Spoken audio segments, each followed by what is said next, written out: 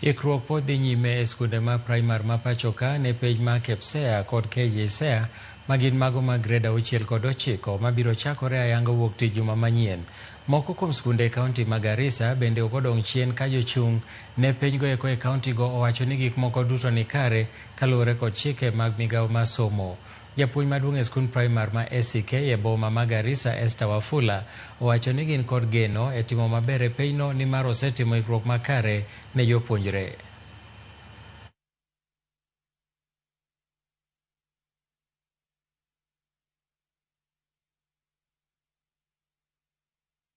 Our teachers have prepared them adequately.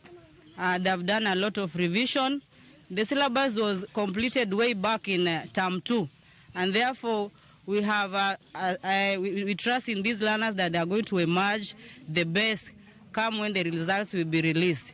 We really want to also thank our supervisor and our invigilators for the coordination they have shown, and indeed this day has been a successful day.